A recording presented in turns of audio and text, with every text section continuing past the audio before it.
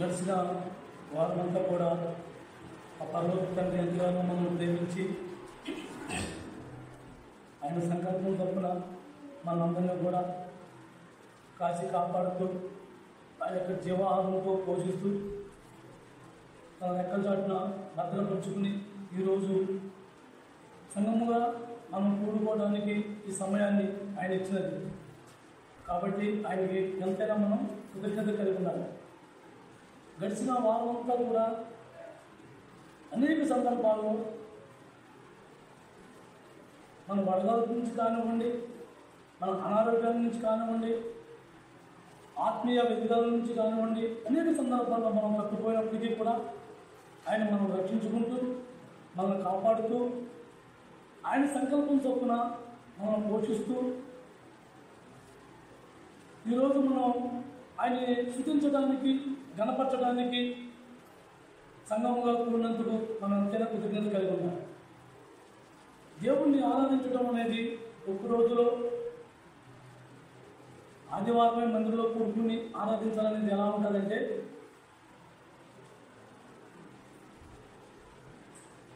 6 రోజులు నా ఇష్టానుసారంగా నేను జీవించి ఒక్కరోజు మాత్రం నీతో నేను కాపురం చేస్తాననే భార్య ఎలా ఉంటుందో అలాంటి ఆరాధన. క్రైస్తవ జీవితం ఆరాధన అనేది ఒక రోజు ఒక పూట ఒక గంట చేసేది కాదు.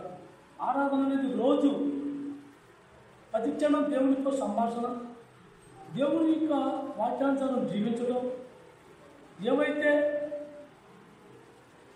దేవునికి వ్యతిరేకంగా మనం కొనసాగుతున్నామో వాటిని మనం విడిచిపెట్టుకోవడం, దేవునికి నమ్మకంగా పనిచేయటం, ఇది దేవునికి ఆరాధన. మందిరంలో కూడుకుని మందిరంలోనే ఆరాధించాలని అనేది కాదు. మనం ఎక్కడున్నా సరే, ఏ పని చేసుకున్నా సరే, మన పనిలో ఉన్నప్పుడు కూడా దేవుణ్ణి ఆరాధించుకోవచ్చు. మందిరంలోనే కూర్చుని ఆరాధించాలనేది ఏమీ కాదు. అలాగే ప్రతి విషయంలో కూడా కానుకలు వేసుకుంటాం ఆరాధన కాదు, బొండాలు పెట్టుకోవడం ఆరాధన కాదు, పాటలు పాడుకోవడం ఆరాధన కాదు. కానీ అన్ని సమకూర్చి మన జీవితాన్ని కొనసాగించడమే దేవునికి ఆరాధన. దావీదు నాట్యం ఆడి పాటలు పాడుతూ ఆరాధించాడు అని కూడా కొంతమంది చెప్పుకుంటూ ఉంటాడు. అవును, దావీదు నిజంగా అలా చేశాడు. ఎందుకు? దావీదు మనమైతే ఎవరో ఆత్మతో నింపబడిన వారు రాసిన గీతాన్ని అటు మనం చదివి మళ్ళీ మనం పాడతాం. కానీ దావీదు అలా కాదు. ఆయన హృదయపూర్వకంగా ఇష్టపూర్వకంగా నాట్యమాడుతూ ఆ దేవుణ్ణి ఆ యొక్క స్వరంతో కనపరిచాడు. అందును పెట్టి దావీదు దేవునికి ఇష్టడుగా ఉన్నాడు. దేవుని కోసం తను నలిగిపోయాడు, ఇష్టపూర్వకంగా అంగీకరించబడ్డాడు. దేవుని కోసం తను ఇష్టంగా సంతోషం. చిన్నపిల్లలు చూడండి, ఏదన్నా ఒక మంచి సంగీతం వినపడినప్పుడు వాళ్ళని ఎలాగా ఉత్సాహంతో బదిలేస్తారో అలాంటి చిన్నపిల్లాడి స్వభావంలోకి వెళ్ళిపోయి తాను దేవుణ్ణి కనపరిచాడు, దేవుణ్ణి సంతోషపెట్టాడు ఆ నాట్యం. దాన్ని ఇవాళ దేవుడిని పాటలు పాడి ఆరాధించున్నాను అనే దాన్ని తీసుకొచ్చేసాడు.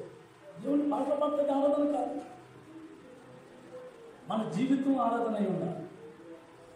ఈ మాట మనం ప్రతి వారం చెప్పుకుంటున్నాం. మన జీవితం ఎప్పుడైతే ఆదివారం మందిరం నుంచి బయటకు వెళ్ళిన తర్వాత బయట లోకంలో మనం లోకంలో జీవిస్తున్నాం కాబట్టి లోకాన్ని ఎప్పటికప్పుడు జయించుకుంటూ క్రైస్తవ జీవితం జీవించడం దేవుడు కనపరుచుకోవాలి, మనుషులు కాదు. అలాగే ప్రతి విషయంలో కూడా దేవుడితో సంభాషణ కలిగి ఉండాలి. కానీ నీకు నచ్చిందా, నీకు ఇష్టమైన, నేను చేయొచ్చా చేయకూడదా అనేది కాదు. దేవుడిని అన్నాడు, ప్రభా నన్ను చేయమంటావా, నన్ను వెళ్ళమంటావా? ప్రతి విషయంలో కూడా దేవుణ్ణి ముందు పెట్టుకుని దేవుణ్ణి కనపరుచుకుంటూ దేవుడితో సంభాషణ కొనసాగిస్తూ జీవితాన్ని కొనసాగించినప్పుడు అది ఆనందం. పాటలు పాడుకుని కానుకలు వేసుకుని తప్పట్లు కొట్టేసి అల్లులే అనేది ఆరాధన కాదు. వ్యక్తిగతంగా జీవించడం దేవునికి ఆరాధన, వ్యక్తిగతంగా దేవుని కోసం నిలబడడం ఆరాధన, వ్యక్తిగతంగా ఇంతవరకు నా ఇష్టానుసారంగా జీవించాను, ఇక మీద నేను దేవుడి కోసం జీవించాలని తీర్మానించుకుని దాన్ని కొనసాగించడం ఆరాధన. నామకార్థంగా ఆదివారం మందిరానికి వెళ్ళాలి, నలుగురితో పాటు కూర్చోవాలి, 2 మాటలు వినాలి, మనం తోసిన కాను చేసుకోవాలనుకునేది కాదు. వాళ్ళు చాలామంది అప్పుడు ఆదివారం అన్నాడు ఆరాధన అనే మాట గుర్తొస్తుంది, కానీ ఆరాధన అనేది ఒక ఆదివారం చేసేది కాదు.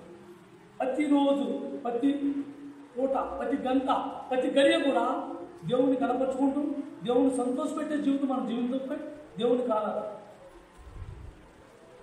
ఆ సమాజ స్త్రీ ఏముంది, మా పెద్దలు ఆ కొండ మీద ఆరాధించేవారు, ఇప్పుడైతే యెరూషలేము వెళ్ళి ఆరాధించాలి అని చెప్పినప్పుడు యేసుక్రీస్తు ఉన్నాడు, అమ్మా కొండ మీద ఆరాధించాలని కానీ యెరూషలేములో ఆరాధించాలని అని కానీ కాదు, కానీ ఇప్పుడు కాలం వచ్చుతున్నది, ఆ కాలం వచ్చే ఉన్నది, దేవుణ్ణి ఆరాధించేవారు ఆత్మతోనూ సత్యముతోనూ ఆరాధించారు. యోహాను సువార్త పేజీ నెంబర్ 83, యోహాను సువార్త 4వ అధ్యాయం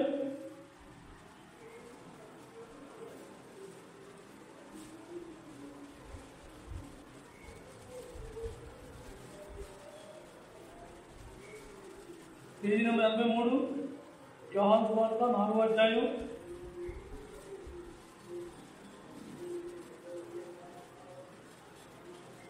20 నుంచి 23 వరకు 3 వచనాలు చదవండి. 20 నుంచి 23 వరకు.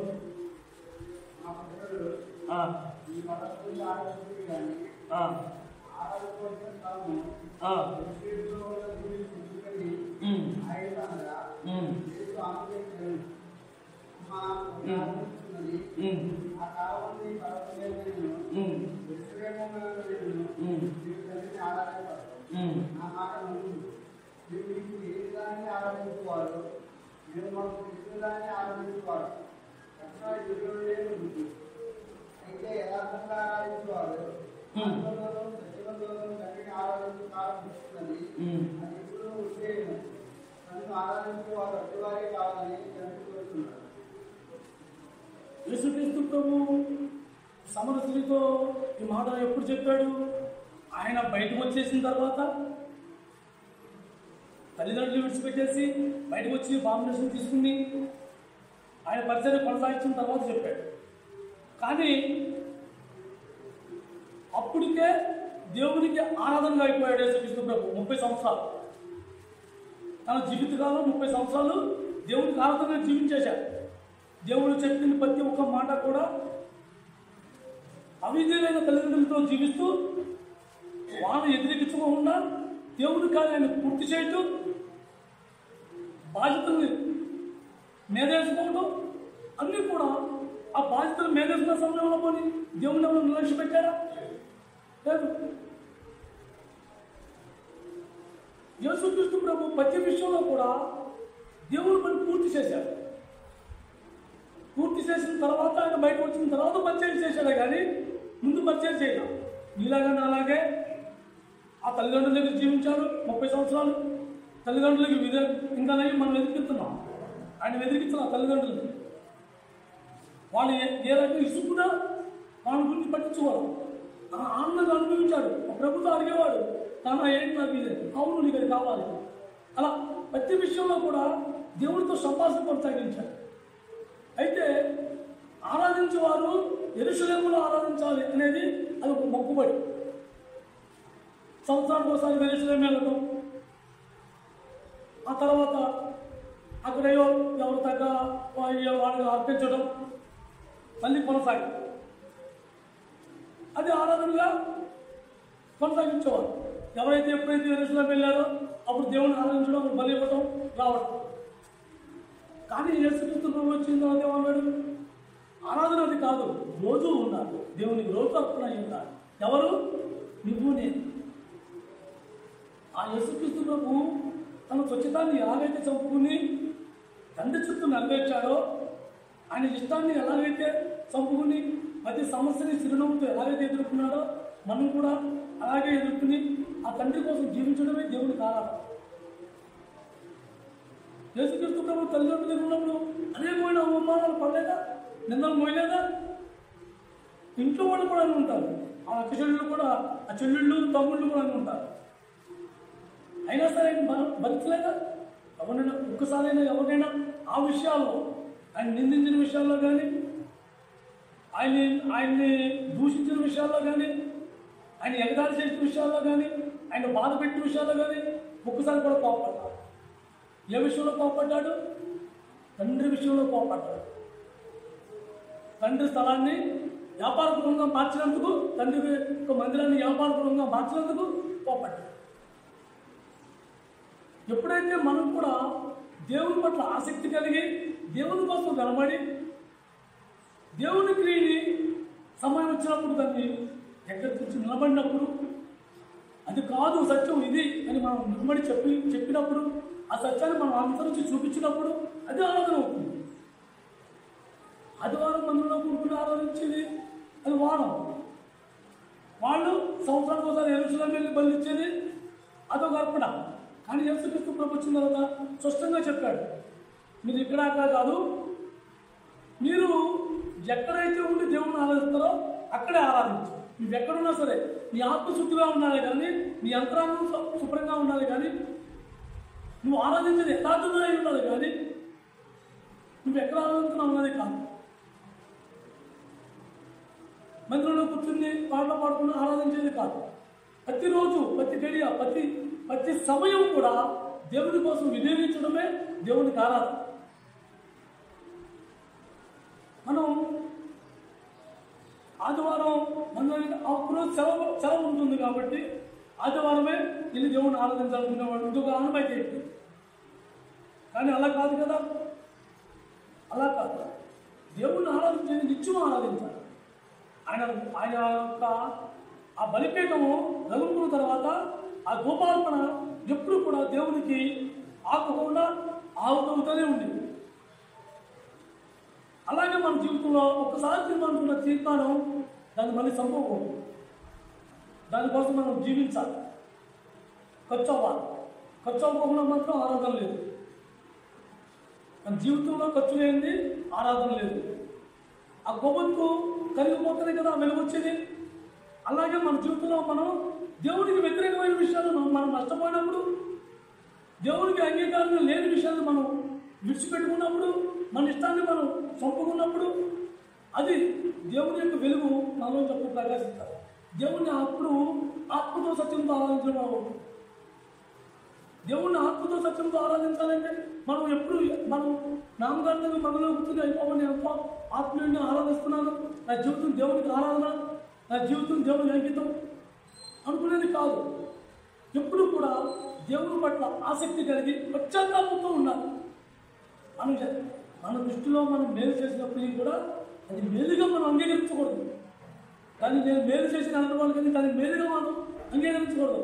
నేను ఏ పాటి వాడిని ప్రభా, నా అంతరంగాన్ని పరిశీలించుకో అన్న దావీదు అన్నట్టుగా మన అంతరంగాన్ని దేవుడికి దర్పించుకోవాలి.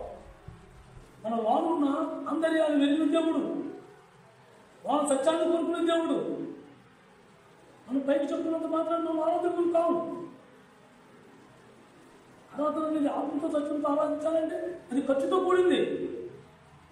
ఇది నోటి మాటతో రెండు మాటలు పలుకు, ఇప్పుడు పాట పాడుకుని 4 మాటలు చెప్పుకుని కాన్ఫరెన్స్ అనేది కాదు ఆరాధన అనేది. ఆరాధన అనేది అర్పణ. మన జీవితం ఆయన అర్పణ అయి ఉండాలి, అర్పించుకోవాలి.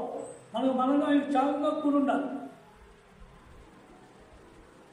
వాళ్ళ క్రైస్తవులను చెప్పుకున్నాడు అనేక మంది ఉన్నారు. కానీ దేవునికి అర్పణగా ఉన్నదో లేదో ఆ దేవుడికి తెలియాలి, మనకైతే తెలియదు. ఎందుకంటే మనం తిరిగి తెచ్చకూడదు. యేసుక్రీస్తు ప్రభువే తిరిగి తెచ్చడానికి రావాలి లోకానికి. మనం ఎవరు? మనం ఫస్ట్ నేను ఎలా ఉన్నాను నేను చూసుకోవాలి. నా జీవితం దేవునికి కొంచెమైనా మాట కనిపిస్తుందా? నా ప్రభువుకి అసలు కనీసం ఆయన మందిరంలో కూడా అడుగుపెట్టే అర్హత లేని నాకు కనీసం ఆయన ఆరాధించే అర్హత ఉన్నదా? నా బతుకేంటి? అసలు నేను ఎక్కడున్నాను? నేను ఏ స్థితిలో ఉన్నాను అని ఎప్పుడు పశ్చాత్తాపంతో మనం అంతరంగ స్వభావాన్ని కడుక్కుంటూ దాన్ని తుడుచుకుంటూ దేవుడి దగ్గర తీసుకురావాలి. 51వ కీర్తన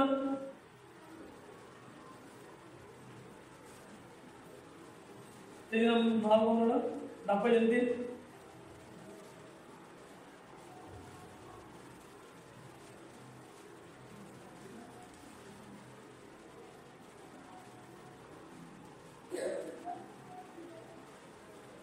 పేజీ నెంబర్ 478, 51వ కీర్తన.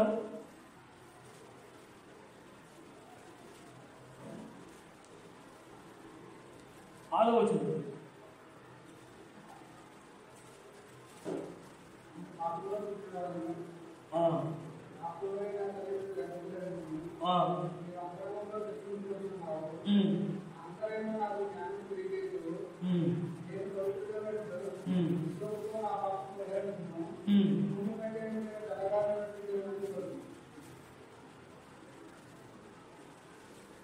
దేవుడు అంతరంగంలో వెళ్ళిన సత్యమైన దేవుడు. దావీదు పాపం చేశాడు. పాపం చేసినప్పుడు ఆయన దగ్గర ఉన్న ప్రవక్త వచ్చి దావీదుకి చెప్పినప్పుడు, దావీదు నేను రాజును కదా, నేను కప్పుపుచ్చుకుంటాను కదా, నేను కప్పుపుచ్చుకోవచ్చు కదా, నన్ను ఎవరైనా చేస్తానని దావీదు అనుకోవాలి. దావీదు ఎప్పుడైతే అయ్యో నేను తప్పు చేశానా, నేను దేవుడికి హృదయంగా ఉండవలసిన వాడిని, నేను పాపం చేశానా, నేను పాపంలో ఉన్నానే, అరే నా బుద్ధితనం ఎంత బుద్ధితనం, నేను ఎంత అజ్ఞానంగా నేను పాపం చేశాను అని పశ్చాత్తాపంతో కుమిలిపోయాడు. నువ్వు సత్యాన్ని కోరువాడు, అంతరంలో సత్యాన్ని కోరువాడు,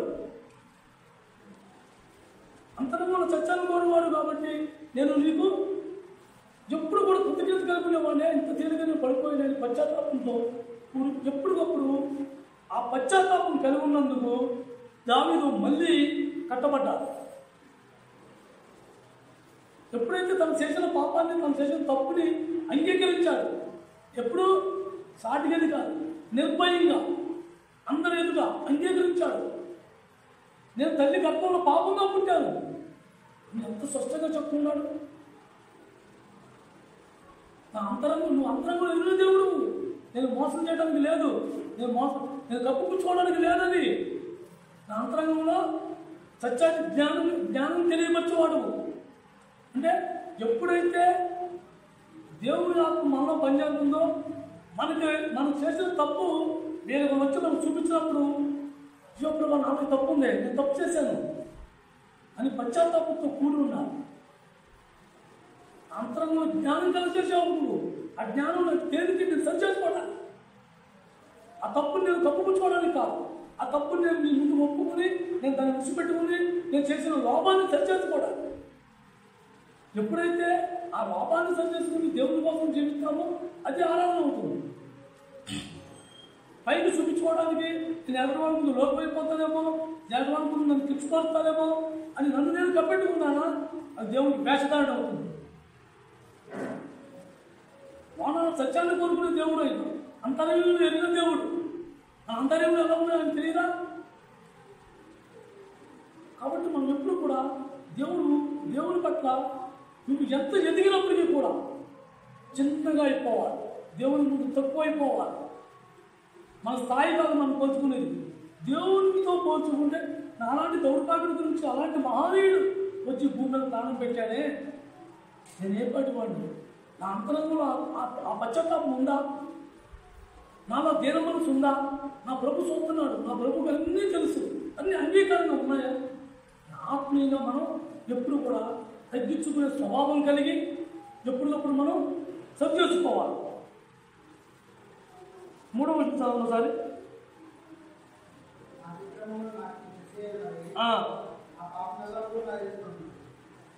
ఎప్పుడు కూడా మనం ఏ స్థాయిలో ఉన్నప్పటికీ కూడా, సంఘంలో మనం పెద్దగా గౌరవించినప్పటికీ కూడా నేనేం గుర్తు చేసుకోవాలి, నా గత జీవితం, నా పాపం, నేను చేసిన పాపాన్ని, అలాగే నేను దేని విడిచిపెట్టిన దాని నుంచి నన్ను దేవుడు ఎలా రక్షించాడో దాన్ని ఎప్పుడు కూడా నా కళ్ళ ముందు నేను ఉంచుకోవాలి. దాన్ని ఎప్పుడైతే ఉంచుకున్నామో అప్పుడు ప్రతి క్షణంలో కూడా దేవుడు నేను అంగీకరిస్తూ ఉంటాడు. అది నీ ముందు ఉన్నప్పుడు, నువ్వు పశ్చాత్తాపంతో ఉన్నప్పుడు దేవుడికి ఇష్టంగా ఉంటావు, దేవుడికి సన్నిహితంగా ఉంటాడు. గడిచిపోయింది కదా, గతం గడిచిపోయింది, ఇప్పుడు నేను ఎంతో ఆత్మీయుడిని, నేను అందరికీ మంచివాడిని, సంతోషంతో అందరూ నాతో ప్రేమగా ఉన్నారు అని నన్ను నేను గర్వించానా? పాత దానికన్నా ఇది ఎక్కువ అవుతుంది. ఒక ఆత్మ నిలబడితే ఏడాత్మ వచ్చినట్టుగా ఒక్కసారిగా మనం ఎప్పుడైతే మనలో ఆ గర్వం వస్తుందో దాన్ని పెట్టి మనం సమస్తం కోల్పోతాం. కాబట్టి మనం ఎలాగా దాన్ని సరిచేసుకోవాలో ప్రతిసారి కూడా దేవుడితో మన సంభాషణ, మన యొక్క ఆత్మీయ జీవితంలో దేవుడి ముందు దీనుడైపోవాలి. ఎప్పుడు కూడా నేను నా గత జీవితాన్ని నేను ముందు పెట్టుకుని దాని నుంచి నేను కొంచెం మెరుగైన స్థానంలో నన్ను దేవుడు నడిపిస్తున్నాడు కాబట్టి ఇంకా కొంచెం మెరుగులో నేను నడవాలని ఆశ కావాలి, ఆ తపన ఉండాలి. దేవుడి పట్ల ఆసక్తి కలిగి, దీనత్వం కలిగి, దేవుడి పట్ల ఆత్మతో ఎప్పుడు కూడా ఆయన మన ఆత్మలో ఉండాలి. దేవుడి ఆత్మ మనలో పనిచేయాలి. మనం చేస్తున్న ప్రతి ఒక్క అవసరత కానీ, మనం చేస్తున్న పని కానీ, లేక మనం చేస్తున్న పరిచయం ఏదైనా సరే దేవుడికి ఇష్టంగా ఉండాలి. దేవుడికి అంగీకారమైన జీవితం ఉండాలి. ఫస్ట్ దేవుడు ఎవరిని అంగీకరిస్తున్నాడు?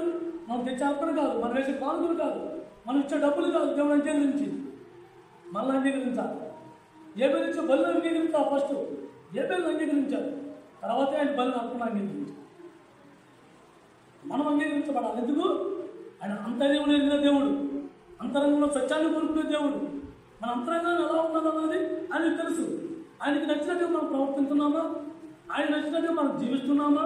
ఆయన నచ్చినట్టుగా మన జీవితం కొనసాగుతుందా? ఇవి ఇంపార్టెంట్.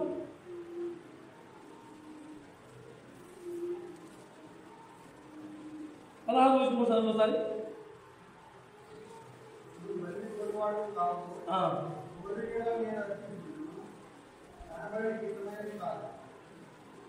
దేవుడు దావీదు నిజంగానే అతను చేసిన పాపము పనుల వల్ల అంగీకరించబడేదైతే దావీదు వేల కోల్పోతున్న నరికేవాడు. కానీ దేవుడికి మనం చేసిన పాపానికి మనం వేసే దశభాగాలు, మనం తెచ్చి డబ్బులు భోజనాలు పెట్టుకుని, లేకపోతే మనం చేసే పానుకులు, మనలో పని, ఇవి కాదు. ఆయన కావాల్సిందేంటి? మనలో పశ్చాత్తాపం. ఆ పశ్చాత్తాపంతో ఏదైతే మనం దేవుని ఎదురు నిందించబడ్డామో ఆ దాన్ని మనం విడిచిపెట్టుకుని దేవునితో ఎప్పుడు పశ్చాత్తాపంతో పడి ఉండాలి, పశ్చాత్తాపంతో జీవించాలి.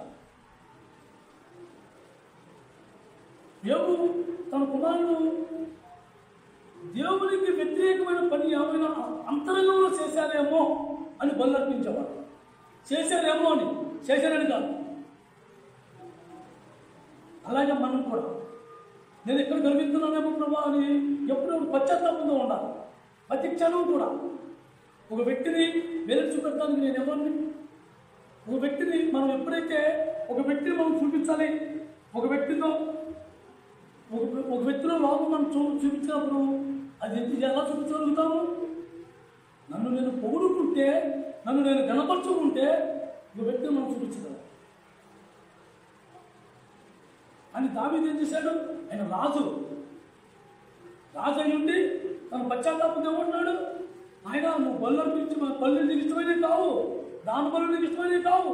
నేను దాన ధర్మాలనే చేసేవాడిని, బలు ఎన్ని కావాలి నరికేవాడిని, గొడపోతులు ఎద్దుల్ని దున్నపోతులు ఎన్ని కావాలి నరికేసేవాడు. కానీ కావాల్సినది కాదే దేవుడికి. ఒప్పింపబడాలి, ఆ మనస్సాక్షి ఒప్పింపబడాలి. ఒప్పుకుని దాన్ని విడిచిపెట్టుకోవాలి. పశ్చాత్తాపంతో ఆయన ముందు మనం జీవించాలి. అది దేవుడికి కావాల్సిన అర్పణ. దాన్ని కోరుకున్నాడు దేవుడు. యెషయా గ్రంథం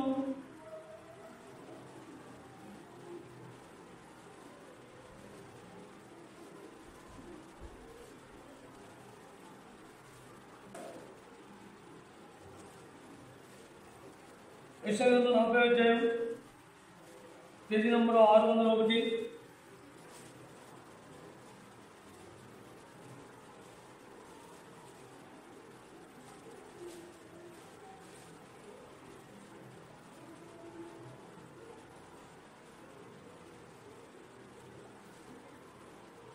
పేజీ నంబర్ 601, యెషయా గ్రంథం 40వ అధ్యాయం 31వ వచనం.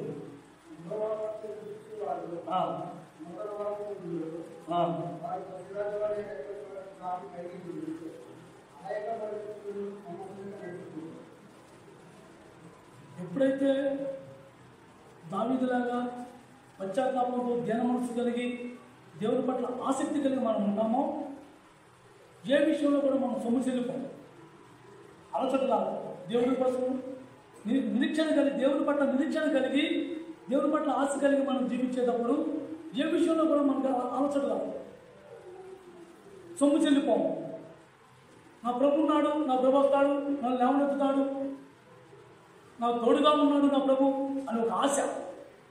ఆ ఆశతోనే తను పక్షిరాజు రెక్కల వల్లే రెక్కలు ఎంత ఉత్సాహంగా ఆ పక్షిని ఎగురుతాడో అలాగే మనం కూడా ఆ దేవుని కోసం కనిపెట్టేవాడు ఆ ఉత్సాహంతో ఉంటాడు. దేవుడు ఎదుట ఎప్పుడైతే పశ్చాత్తాపంతో జీవిస్తాడో వాడు ఈ లోకంలో దేనికి కూడా భయపడ్డాడు, ఎప్పుడు ఉత్సాహంతో ఉంటాడు. ఆ దేవుని కోసం ఎదురు చూసేవాడు ఎలా ఉంటాడు, ఏ విషయంలో కూడా సొమ్ము చల్లడు. దేవుని పట్ల ఆసక్తి కలిగి దేవుని కోసం జీవించాలని తీర్మానించుకున్నప్పుడు దేవుని కోసమే కనిపెట్టి ఉంటాడే తప్ప లోకం వైపు చూసో లోకంలో ఉన్న వాటి కోసం భయపడో జీవించలేడు. అలాగే మనం కూడా ఎప్పుడు కూడా దేవుని పట్ల ఆసక్తి, మనం పశ్చాత్తాపం కలిగి పశ్చాత్తాపమైన మనసుతో మనం ఉన్నప్పుడు దేవుడు ఆ తండ్రి నాకు ఏం చెబుతాడో అది మాట నేను వినాలి, దాన్ని అనుసరించాలి, దానికోసం నేను జీవించాలి అనే ఆసక్తి. ఆ ఆసక్తితో జీవించాలి. ఆ ఆసక్తి లేనప్పుడు, ఆ యొక్క పశ్చాత్తాపం లేనప్పుడు దేవుడి మందిరంలో వచ్చి కూర్చుండి ఎన్ని వర్తమానాలన్నా దాంట్లో వచ్చేది ఏమి లేదు. ఉన్నదాన్ని మనం అనుసరించుకోవాలి, దాన్ని మనం అంతరంగంలో పెట్టుకుని దాని ఆ విధంగా మనం జీవించగలగాలి. వర్తమానం దేనికి? ఒక్కసారి ఎన్నో వర్తమానమే మనం మనసులో పెట్టుకునే వాళ్ళం అయితే ఇన్ని సంవత్సరాలు మనం నుంచి దేవుడు వేచి ఉండడం అసలు విన్నట్టుగా ఎప్పుడో కట్టుకునేవాళ్ళం, వాళ్ళు ఎప్పుడో తీసుకుపోయాడు. మనం ఇక్కడన్నది ఇంకొక అరగంటలో మనం మర్చిపోతాం. కాబట్టి మనం ప్రతి వారం దేవుడు వర్తమానం మనకు అవసరం. దేనికి?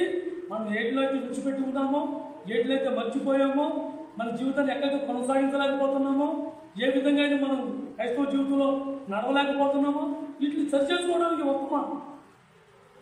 దీన్ని ఎప్పుడైతే విన్నామో ఆ విన్నదాన్ని ఒకరోజు దాన్ని బలంగా పట్టుకుని దాన్ని నడుచుకుని దాన్ని జీవించినప్పుడు, దాన్ని కొనసాగిస్తూ దేవుని కోసం నిలబడినప్పుడు అది దేవునికి ఆరాధన అవుతుంది. దేవునికి ఆరాధన అంటే మాటల్లో కాదు. అలాగే మనం ఎప్పుడు కూడా దేవుని కోసం ఎదురు చూసినప్పుడు ఏ ఒక వ్యక్తికి భయపడో, ఒక లోకానికి భయపడో, వచ్చే నిందలకి భయపడో. ఇది లోకం ఇటు తీరుగుండేది మాట్లాడతారు. ఎప్పుడు ఏ రకంగా నిర్ణయిస్తారో తెలియదు, ఏ రకంగా కనపడతారో తెలియదు. వీటికన్నింటికి కూడా నా రాత్రి మా గురుగారు నాకు అదే చెప్తున్నాడు. నువ్వు దేవుని వైపు చూసావా, నువ్వు ఏదో కొనసాగలవు. నువ్వు మనసు వైపు చూసావా, పడిపోవు. అది సత్యం. ఎప్పుడైతే దేవుని కోసం మనం కనిపెట్టుకున్నామో దేన్నైనా జయించగలం. దేవుని కోసం కనిపెట్టుకోకుండా నన్ను ఎవరో ఏదో అంటున్నారు, అది నేను నెరవేర్చలేకపోయినేమో, ఇలాంటి ఆలోచనలు మనం ఉన్నామా, తప్పుకోవాలి. కాబట్టి దేవుని కోసం నిలబడినాడు ఎప్పుడు కూడా సొమ్ము చెల్లడు, అలచడు ఉండదు. ఆ పక్షురాజు వలె ఉత్సాహంగా ఎగరగలడు. కాబట్టి మనం ఎలా జీవించాలి? దేవుని కోసం ఆసక్తి కలిగి జీవించాలి. యోహాను సువార్త 3వ అధ్యాయం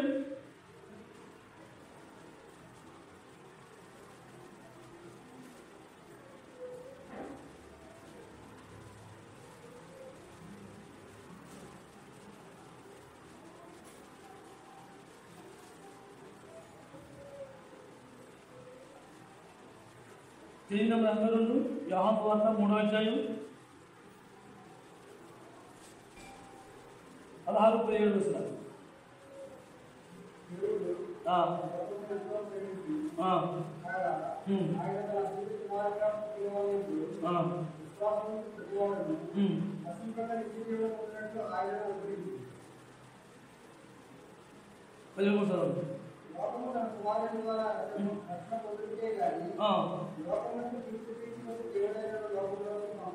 చాలు. ఎవరైతే దేవుని కోసం ఎదురు చూపుతూ జీవిస్తూ ఉంటారో వాళ్ళు ఒక వ్యక్తికి కానీ, ఒక సమస్యకి కానీ, ఒక సంఘానికి కానీ తిరిగి తీర్చరు. మన ఆసక్తి ఎంతసేపు కూడా దేవుడి వైపు ఉంటుంది. అలాగే యేసుక్రీస్తు ప్రభు కూడా మనందరినీ రక్షించడానికి వచ్చాడే కానీ మనందరినీ కూడా నువ్వు ఈ పాపం చేశావు, ఇది కడుక్కుండ్రా, నువ్వు ఈ తప్పు చేశావు, నువ్వు తుడుచుకుండ్రా, లేదా నేను ఈ లోపం ఉందే నువ్వు విడిచిపెట్టరా అని యేసుక్రీస్తు ప్రభు మనకు ఏదైనా చూపించలా. యేసుక్రీస్తు ప్రభువే మనకు తీర్పు తీర్చుంటే ఈ పాట ఎప్పుడో మనం కలిసిపోయేవాడు, భూగర్భాల్లో కలిసిపోయేవాడు. అలాంటప్పుడు మరి మనం ఎదుటి వ్యక్తికి ఎలా తీర్పు తీర్చుతాం? ఎంత ఒక వ్యక్తి మనం తీర్పు తీర్చే స్వభావం ఉన్నది అంటే నన్ను నేను కనపరుచుకునే స్వభావం నాలో ఉన్నట్టు. ఎందుకంటే ఒక వ్యక్తి మీద నేను లోపం చూపించాలంటే ఆ వ్యక్తి కన్నా నేను ఎత్తులో ఉన్నాననే కదా అర్థం. కాబట్టి మనం ఎప్పుడు కూడా ఒక తీర్పులోకి ఒక సమస్యని తీర్పులో తీసుకొచ్చామా దానికన్నా నేను మెరుగు ఎవరో ఆ పరిచయం అన్నట్టు ఆ శాస్త్రం మనుషుడు ఆ పరిచయం కన్నా నేను ఆ సొంతరి కన్నా నేను ఎంతో ఆత్మీయుడిని. ఆ అతను మళ్ళీ నేను లేకుండా ప్రభు నన్ను ఉంచినందుకు నేను నిన్నావా అంటే ఉంచినందుకు నిన్నావా అంటే ఎలా ఉన్నాడు? అది ఆల్రెడీ పాపాడు, అసలు నీ ఎంక సొంత నాకు ఎదగట్లేదు, నేను కాబట్టి నేను పూజలు మనుషులో గర్వం ఎలా ఉంటుందో అర్థమవుతున్నప్పుడు నేను కాబట్టి మంత్రాలు వస్తాను అనుకునేవాడు కూడా ఉన్నారు. నేను కాబట్టి దేవుడికి కానుకలు వేస్తాను అనుకునేవాడు ఉన్నారు. దేవుడికి నేను కాబట్టి సేవ చేస్తాను అనుకునేవాళ్ళు ఉన్నారు. మనం కాకపోతే అనేక మంది ఉన్నారు ఆయన సేవ చేసేవాళ్ళు, ఆయన పనులు చేసేవాళ్ళు కొన్ని వేల మంది ఉన్నారు. నిన్ను నమ్మి ఎందుకు ఏర్పరచుకున్నాడు? ఆయనకి ఇష్టం మనం అంటే లోకాన్ని ప్రేమించాడు. లోకాన్ని ప్రేమించిన మనల్ని నిన్ను నమ్మి ఏర్పరచుకున్నాడే కానీ లేకపోతే వ్యాధితో కోటాది దోతంతో ఆయన ఎప్పుడు పచ్చుతుని గణపరుచుతూ ఆరాధింపబడుతున్నా ఆ పల్లకు తండ్రి ఎన్నిక లేని మనతో ఆరాధన ఆయనకి. మన జీవితాలు ఎక్కడయ్యి? ఏ పాటి జీవితాలు మనవి? దేంట్లో మనం కనపరుచుకుంటాం? ఏ విషయంలో మనం నలుగురికి తీర్పు తీరుతాం? యేసు ప్రభువే తీర్పు తీరుతున్నాడు. కాబట్టి మనం ఏం చేస్తే దేవునికి ఆరాధన అవుతుంది, మనం ఎలా జీవిస్తే ఆరాధన అవుతుంది మన దాని గురించి మనం ఆసక్తి కలిగి ఉండాలి, ఆలోచన కలిగి ఉండాలి. ఎందుకంటే ఎండలు ముదురుతున్నాయి కాబట్టి నేను కూడా ఎక్కువసేపు తీసుకుంటాను. ఎందుకంటే అన్నగారికి పట్టణం సరిపోవట్లా, అందుకని నేను తొందరగా ముందు చేసి అన్నగారికి ఉంటాను. కాబట్టి మనం ఎలా జీవించాలో, మనం ఏ నిర్ణయించుకోవాలో, మనం ఏ విధంగా జీవిస్తే దేవుడికి ఆరాధన అవుతుందో ఇదే దాన్ని బట్టి మనం అక్కర్లేదా అన్నది మనమే నిర్ణయించుకోవాలి. ఒకరికొకరు తీర్పు తీర్చుకోవడం కానీ ఒకరు ఏలెత్తి చూపించుకోవడం కానీ మనకు తగదు. ఎందుకంటే మన యొక్క సహోదరుడు అన్ని విషయాల్లో మన సహోదరుడు ఉన్న యేసుక్రీస్తు ప్రభువే ఎవరికి తీర్పు తీర్చరు. కాబట్టి మనం తీర్పు తీర్చే స్వభావం కాదు, కానీ దేవునికి ఆరాధించే ఆరాధికలుగా మాత్రం మనం జీవించాలి. నా సమాధానం తీసుకుంటారు.